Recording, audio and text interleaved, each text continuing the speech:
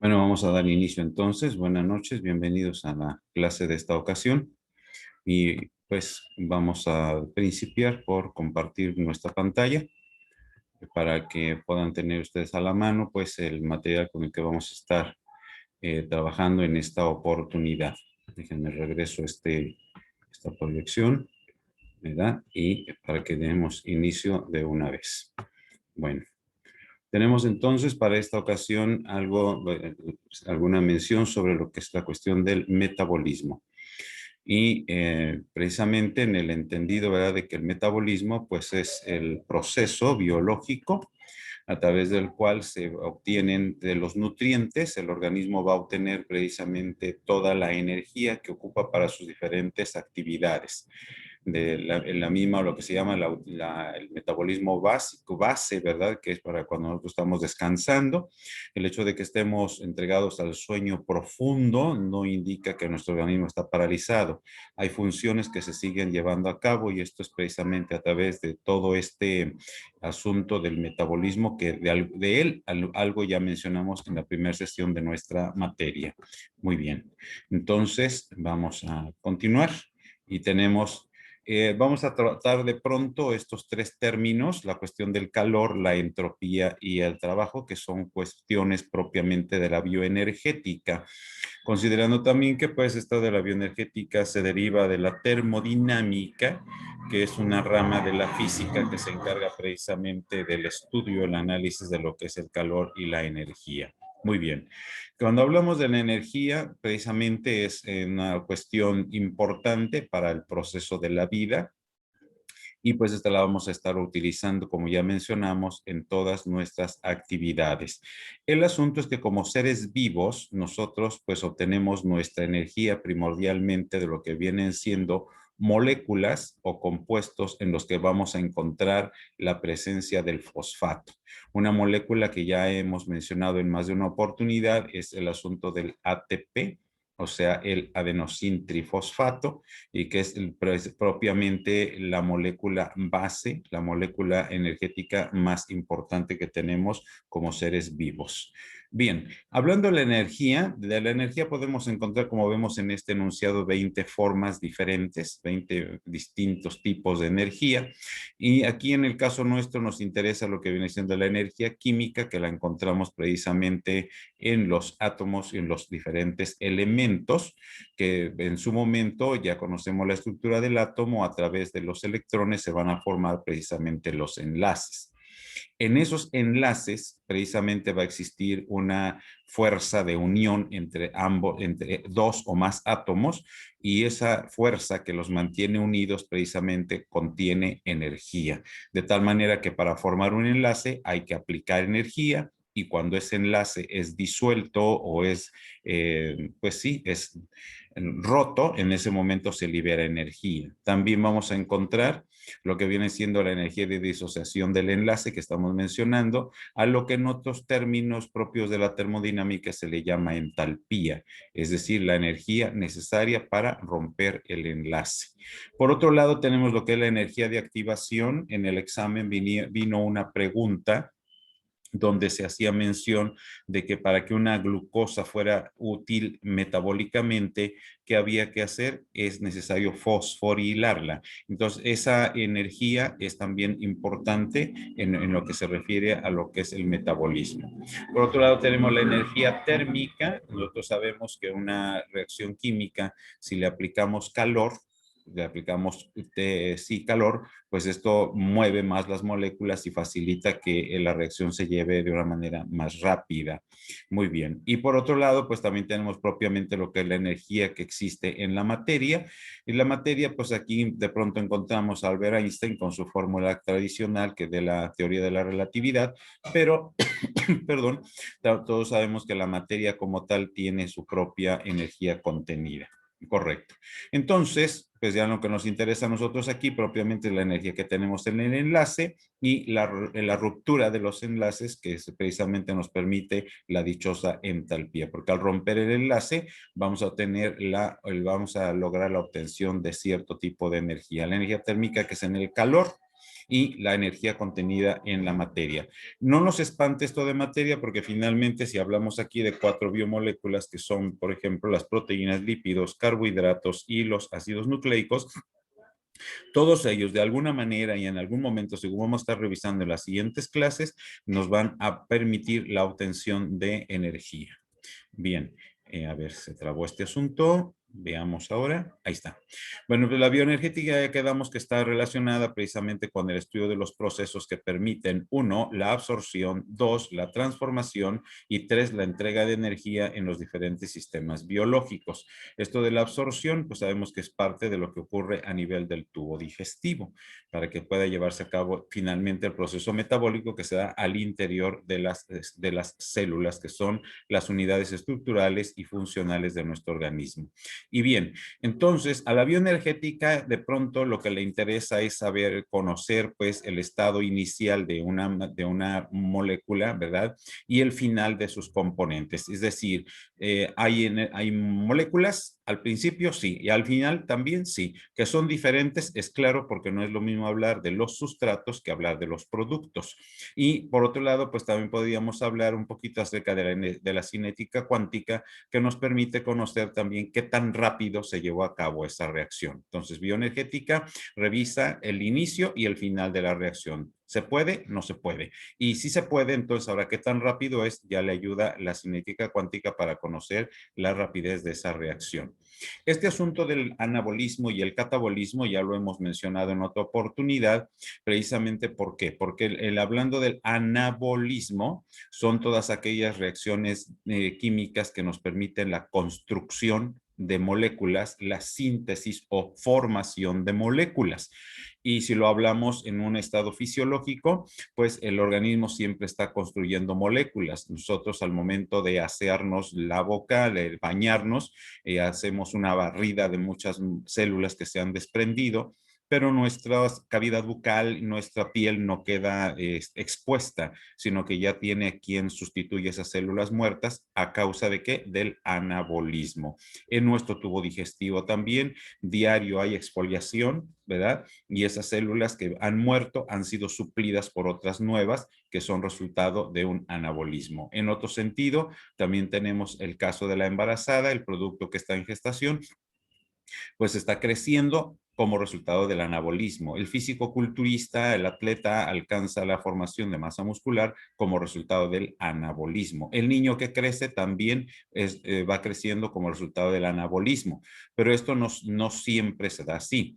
Sucede también en otros casos, por ejemplo, en el paciente que ha sido operado para que pueda recuperar, superar prontamente el proceso de la cicatrización, pues requiere también mucho anabolismo. Por otro lado, también tenemos el catabolismo, que es la destrucción de moléculas o de células, y esto se está dando constantemente. En este momento que estamos en clase, nuestro cerebro está activo, está trabajando, desdoblando muchas glucosas para que se mantenga en función. Entonces, ¿qué está sucediendo con la glucosa? Está siendo desdoblada para obtener energía, es un proceso catabólico, y esto también sucede constantemente en otro orden.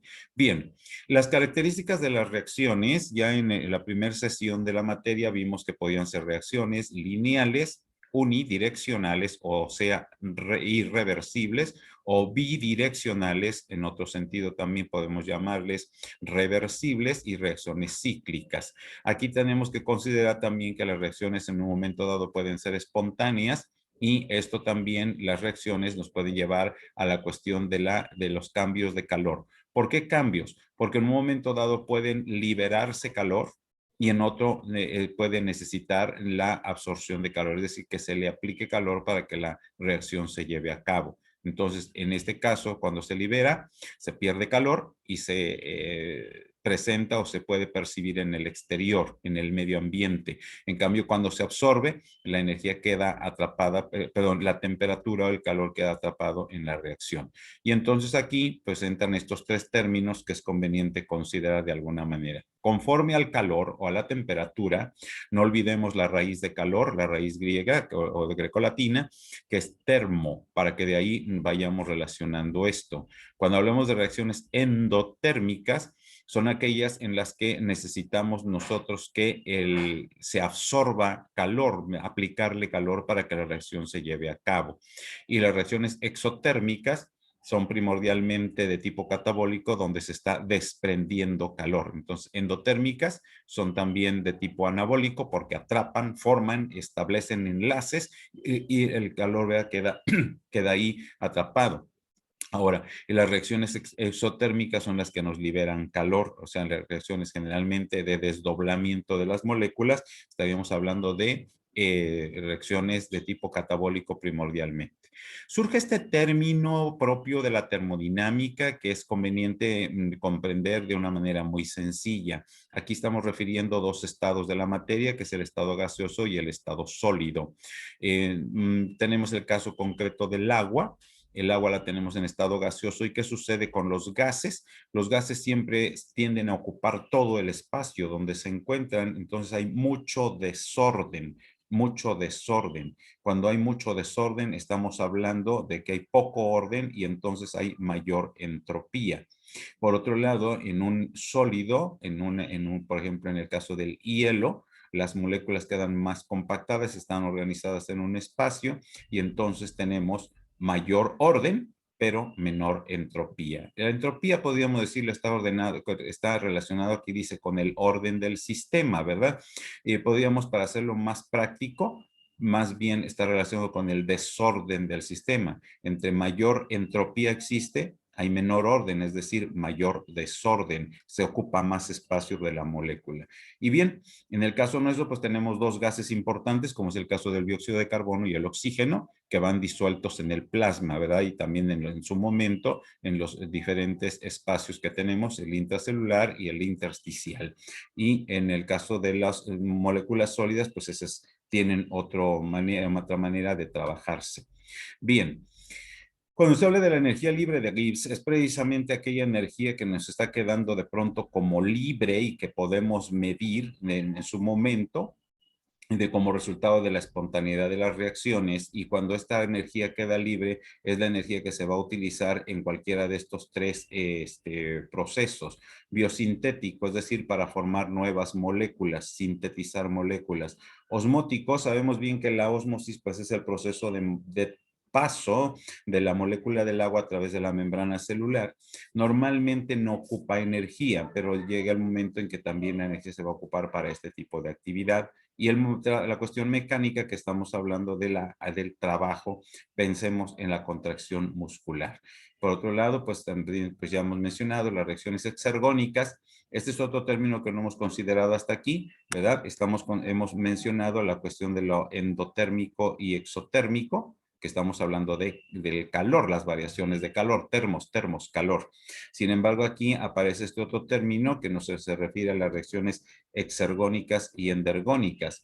¿De qué estamos hablando en este sentido? Estamos hablando de aquellas reacciones donde se libera o se absorbe energía directamente. Es decir, para formar una molécula podemos ocupar calor, sí, pero invariablemente lo que vamos a ocupar sí es energía porque vamos a establecer enlaces. Entonces son reacciones endergónicas que están atrapando energía. Y cuando nos liberan la energía, es cuando se rompen los enlaces y nos libera, precisamente ya dijimos, la energía, y son reacciones exergónicas. Es una manera también de considerar este punto. Por otro lado, tenemos lo que viene siendo los compuestos de fosfato. El que más conocemos es el ATP, ¿verdad? Y es el adenosintrifosfato. Sin embargo, el adenosintrifosfato, pues en un momento dado puede hidrolizarse. Ya entendemos que hidrólisis es la ruptura de una molécula con la introducción de agua. Y entonces, ¿qué vamos a obtener? Que se libera cierta energía, pero también se va a llevar a cabo un trabajo y la energía que queda libre va a ser percibida o medida como calor. De ahí que pues, todos tenemos un poquito de temperatura. Bien, aquí tenemos lo que viene siendo el adenosintrifosfato. De alguna manera, pues ya tenemos conocimiento de él. Una molécula, estamos hablando de un nucleótido, ¿verdad? Pero veamos bien su estructura. Tenemos en este caso el azúcar, o sea, un carbohidrato, una ribosa, que es una pentosa, porque tiene 5 átomos de carbono, unido a una base nitrogenada, en este caso la adenosina, y unido a 3 grupos fosfato. De ahí el nombre. Adenosin, mono, fosfato si es 1, difosfato si son 2 y trifosfato si son 3. ¿Verdad? Esta es la molécula completa del adenosin trifosfato. Bien, ¿qué sucede entonces? Pues tenemos, ¿verdad?, que al hidrolizarse o romperse el ATP, vamos a encontrar que se libera calor y ya lo dijimos, es una reacción exotérmica, libera calor, pero también nos libera energía. Entonces va a ser una reacción exergónica. Bien, y al hidrolizarse el ATP, adenosín trifosfato, se rompe y tenemos otros dos productos que viene siendo el adenosín difosfato y el fósforo inorgánico. Este fósforo puede volverse a ocupar para reconstituir el ATP, ¿verdad? O bien puede ocuparse para otros procesos según veremos más adelante. Bien, aquí tenemos, por ejemplo, el caso de lo que estamos comentando en este momento, ¿verdad? Si vemos, tenemos el adenosín trifosfato con sus 3 grupos fosfato. Viene el proceso de la desfosforilación, o sea, le vamos a quitar un fosfato que queda libre y entonces nos queda acá el ADP, adenosín difosfato. Pero esto es una reacción reversible, entonces podemos fosforilarlo como tomando el fósforo que tenemos en el medio ambiente, aplicamos energía, se aplica, se lleva a cabo la reacción y reconstituimos nuestra molécula de ATP. Es decir, esto es una molécula reversible, ¿verdad? Donde la flechita puede estar en los dos sentidos. Son reacciones muy frecuentes en la cuestión de la química.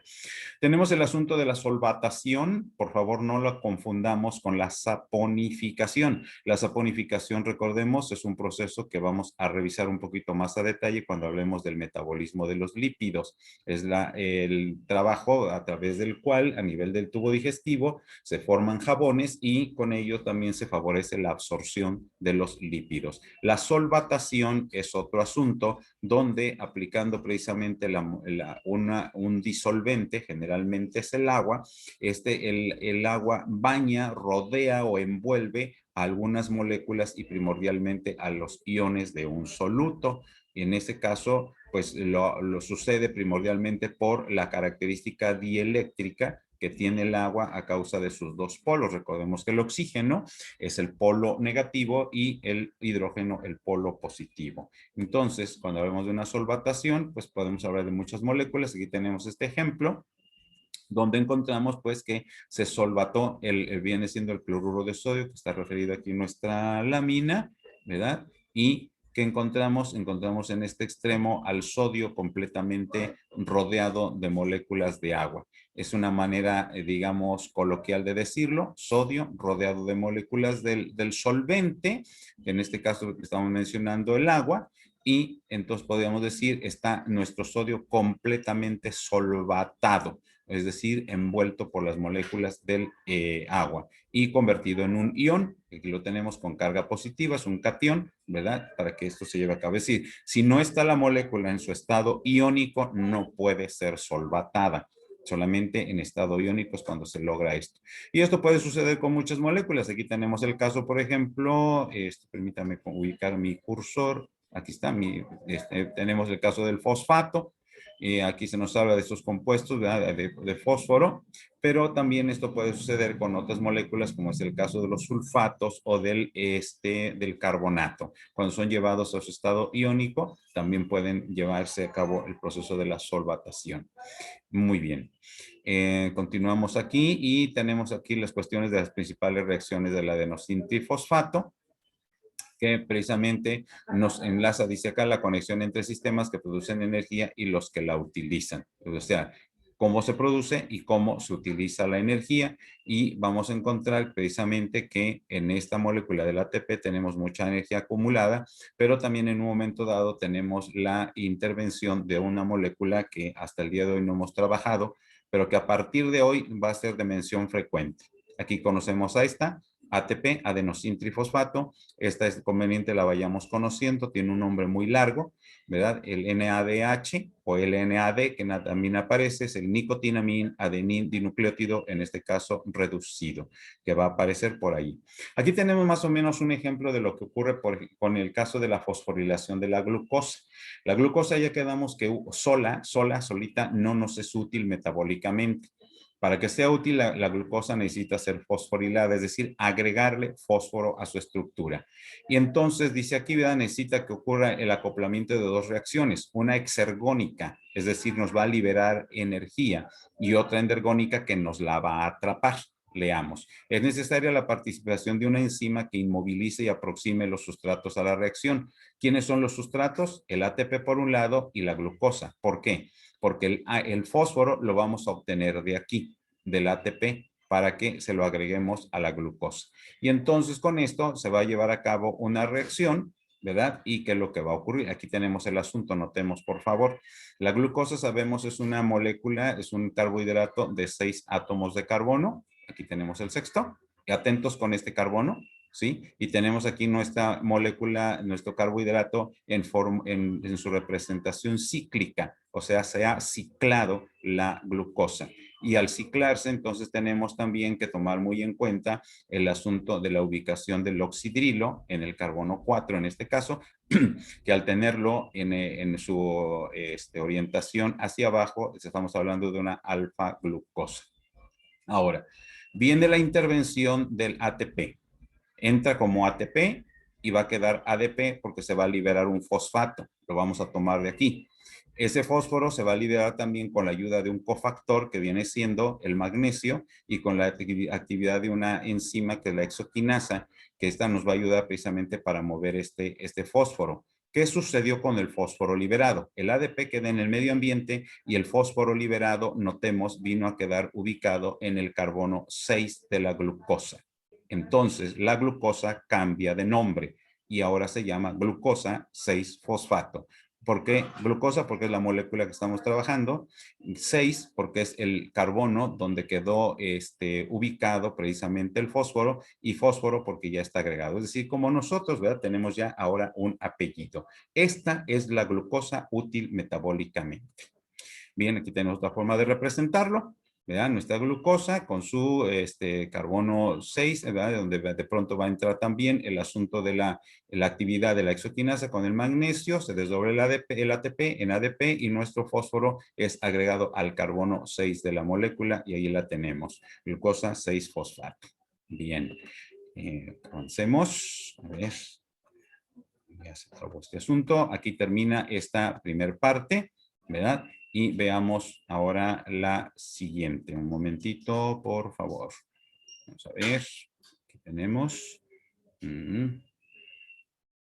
nuestra siguiente presentación.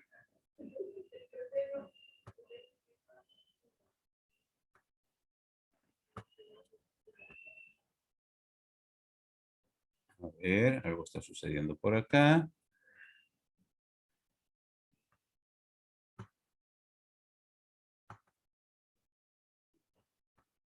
Vamos a cerrar esta para quedarnos con la otra. Bien, ¿alguna pregunta que tengan por ahí? Hoy no les he escuchado.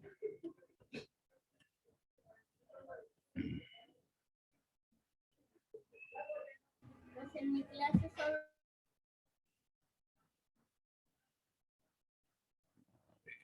Está sucediendo por acá. Permítame un segundo. Aquí está. Bien.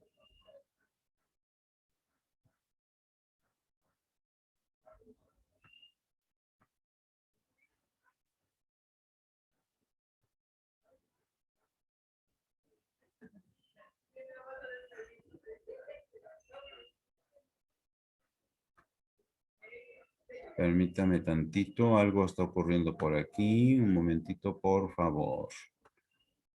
Segundo.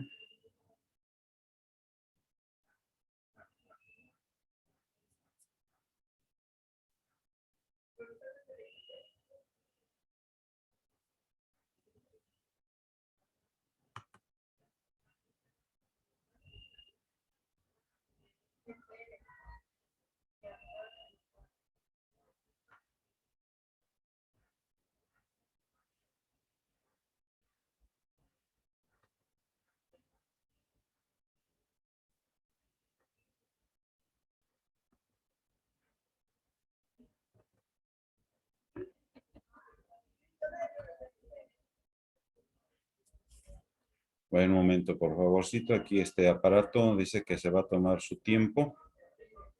Ustedes disculpen.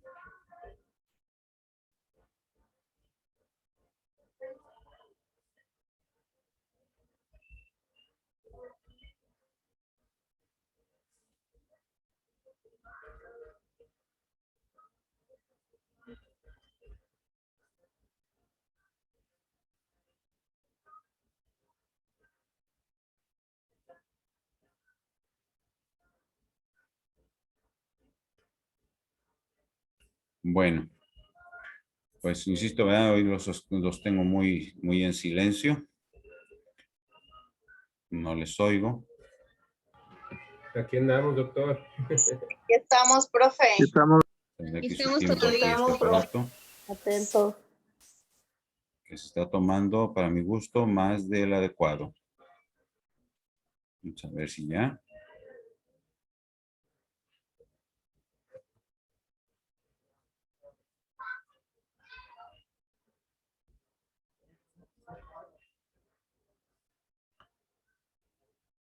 Esta segunda parte que nos queda pendiente es precisamente para comprender un poquito más a detalle este asunto de cómo se va llevando a cabo la cuestión del el proceso digestivo de los carbohidratos. En lo que este aparato se digna en abrir. Ya el material, de hecho, ya se los mandé por ahí en el trayecto del día. El metabolismo de los carbohidratos, para empezar, pues todos sabemos que la fuente de los carbohidratos es precisamente nuestra alimentación, en donde vamos a encontrar, pues lo mismo pueden ser sus monómeros, como son los monosacáridos, ¿verdad? En su momento, pues también encontramos disacáridos y los oligosacáridos, entre ellos los poli, ¿no? Hablando de nuestra alimentación, pues tenemos una alimentación muy vasta en cuanto a lo que vienen siendo los alimentos de origen vegetal, como es el caso de las verduras, las frutas, los cereales, las leguminosas. Todos ellos nos aportan una gran cantidad de carbohidratos. Entonces, en la parte de la digestión va a iniciar precisamente a nivel de lo que viene siendo la boca con la actividad precisamente de la dentadura.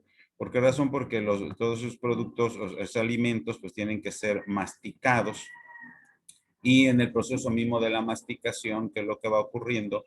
Que esas moléculas pues van siendo degradadas, o sea, el alimento está siendo degradado, está siendo molido y al ser molido es expuesto a lo que es la acción de la saliva. La saliva, pues ella tiene una función importante, en este caso para los carbohidratos primordialmente, tiene una labor sumamente valiosa por la presencia de una enzima en particular, que es el caso de la tialina, que favorece el desdoblamiento inicial de las moléculas hasta donde es posible. De ahí pasa el alimento, todos sabemos, hacia lo que es el estómago. En el estómago los carbohidratos no sufren mayor cambio. El cambio ya lo van a presentar primordialmente a lo que viene siendo el duodeno, donde vacía su contenido. Aquí hay problemas con esta cosa, no quiere abrir. El material lo tiene ya en sus manos, ¿verdad? Entonces estoy tratando de sintetizar el proceso. Y a nivel del duodeno tenemos para fines del metabolismo de carbohidratos la presencia del jugo pancreático. El jugo pancreático donde va a intervenir principalmente un grupo de enzimas que se llaman amilasas. Estas van a desdoblar precisamente los carbohidratos, llevándolos hasta su representación más sencilla que vienen siendo los monosacáridos. ¿Por qué razón? Porque cuando hablamos de las moléculas grandes, a ver, quiero hacer un paréntesis aquí, es necesario traer a memoria que el almidón es precisamente la molécula energética de almacén en los vegetales. Es decir, si hablamos de lo que son los frijoles, las verduras, cualquiera de ellas, o las frutas, como son de origen vegetal, el carbohidrato de almacenamiento que tienen es precisamente el almidón. El almidón es un homopolisacárido, o sea, son muchas glucosas unidas que están precisamente presentes en los vegetales. Sin embargo, ya en el organismo es necesario que ese almidón sea desdoblado hasta su monómero, que es la glucosa, para que pueda ser absorbida. En el caso de los tejidos animales, entre ellos, de acuerdo a la clasificación de este señor, el autor de la taxonomía, pues tenemos nosotros que también sucede con nosotros los humanos. El carbohidrato que tenemos de reserva es el glucógeno. Su mayor cantidad está en los músculos y primordialmente en el hígado. De ahí se echa mano en los procesos de ayuno o en los espacios entre alimentos. Bien, pero entonces estamos hablando del proceso digestivo. En el proceso digestivo, entonces se va a desdoblar hasta sus monómeros y ya se absorbe. Se absorbe por medio de el mecanismo de transporte activo, o sea, vamos a ocupar ATP para que se absorba y de allí pasa ya a lo que es la sangre y de ahí, pues ya finalmente llega a la célula donde se va a trabajar a través de dos vías, especialmente lo que en el material ya tienen ustedes más a detalle, ¿verdad? Y existen varios procesos ahí. Uno de ellos se lleva a cabo en el citoplasma, donde la molécula de glucosa, después de 5 procesos, que ustedes los van a encontrar en su material, la glucosa primero ya quedamos que es fosforilada. Ya fosforilada, la glucosa sigue otros pasos porque se fosforila nuevamente para formar, después de la glucosa 6-fosfato, formar la glucosa 1,6-bifosfato, porque ahora tiene 2 fosfatos y ya incluso entra en función una enzima que es una isomerasa y la glucosa nos la cambia a fructosa, fructosa 1,6-fosfato. Esa se abre en 2 y entonces si son 6 átomos de carbono tenemos ahora 2 moléculas de 3, donde se forma una triosa y lo lleva hasta formar precisamente el ácido pirúvico y ahí, de ahí puede tomar un camino para formar lo que es el lactato. El lactato es también una triosa o es ácido láctico, que es lo que se acumula precisamente cuando pues no tenemos la buena condición física para hacer ejercicio, desde la misma acción de caminar y después de una caminata andamos con los músculos adoloridos. ¿Por qué razón? Porque el metabolismo del carbohidrato no se llevó hasta su fase final. Quedó almacenada esa cantidad de lactato y eso genera dolor a nivel muscular. Ya poco a poco se va desdoblando, pero pues eso, mientras la incomodidad nadie nos la quita, ¿no? Por otro lado, el piruvato puede seguir su camino y ya en esa condición se transforma en acetilcoenzima A, es la molécula que va a entrar a la mitocondria, donde se va a llevar a cabo todo el proceso del ciclo de Krebs, que es otro asunto que veremos en la siguiente clase. Y bien, entonces también hemos de considerar en sus láminas existe un esquemita donde tenemos en una parte lo que viene siendo la fase catabólica del carbohidrato y partimos del glucógeno, que es la de almacén. El glucógeno lo vamos a desdoblar, catálisis, desdoblamiento, y entonces para obtener ¿qué? Glucosa, que es la molécula que lo conforma. A ese proceso, pasarlo de glucógeno a glucosa, se le va a llamar glucogenólisis. Cuidado con la raíz, glucogenólisis. ¿Por qué? Porque estamos rompiendo, desdoblando, degradando glucógeno. Pero el glucógeno, la glucosa como tal, ya quedamos que no nos sirve metabólicamente. Hay que desdoblarla hasta llevarla a piruvato. Y entonces ese paso se le llama glucólisis. Gluco de glucosa, lisis de desdoblamiento. Ya quedamos que ha llegado a ese punto, pues puede seguir su camino hacia el lactato o hacia el ciclo de Krebs. Pero a partir de ahí también puede reconstituirse la glucosa. ¿Cómo? Juntando dos piruvatos y entonces vamos a tener el proceso de la glucogénesis. Glucosa, génesis, formación. En su lámina van a encontrar ustedes la palabra gluconeogénesis. No es que esté mal la palabra. El asunto es que, jóvenes, la glucosa puede ser obtenida no solamente del piruvato, sino puede ser obtenida también de carbohidratos, de lípidos, perdón. ¿Por qué razón? Porque el glicerol puede ser unirse. Recordemos que el glicerol es un alcohol de 3 átomos de carbono. Al juntarse 2 y realizarse las reacciones correspondientes, se obtiene una glucosa. interesante, ¿no? Que de los lípidos puede obtenerse un azúcar, pero sucede. Y lo mismo se da con las proteínas a partir de los aminoácidos conocidos como aminoácidos glucogénicos. Por eso se le llama así al proceso, gluconeogénesis. Propiamente se aplica cuando estamos obteniendo glucosa de lípidos o de aminoácidos. Por lo demás, pues es la glucogénesis como estamos comentando. Pero ahora, seguimos juntando glucosas y vamos a obtener el glucógeno. A ese proceso se le llama glucogenogénesis. Atentos porque las palabras se parecen mucho, pero hay que tener nada más muy presente los sufijos. Lisis es desdoblamiento, estamos hablando de la parte catabólica, desdoblando moléculas. Génesis es producción, síntesis o formación. Es la fase anabólica. Bien, pues con esto cerramos por esta oportunidad. Lamento que no hayamos podido abrir el otro material. En cuanto a esta parte esté lista, la ponemos también a su disposición. Nos seguimos encontrando en la siguiente clase. Por ahí hacíamos mención acerca de la plataforma, pero pues no me han proporcionado pues la clave de autoinscripción, entonces en cuanto la tengamos se las hacemos llegar mientras nos seguimos encontrando a través de lo que es los trabajos en el correo electrónico. La tarea pues ya se las hago llegar más adelante y mientras pues síganse cuidando, nos estamos mirando en la próxima sesión. Muy buenas noches, hasta luego. Buenas noches, Gracias, doctor. maestro. Gracias, Buenas profesor. noches. Buenas noches.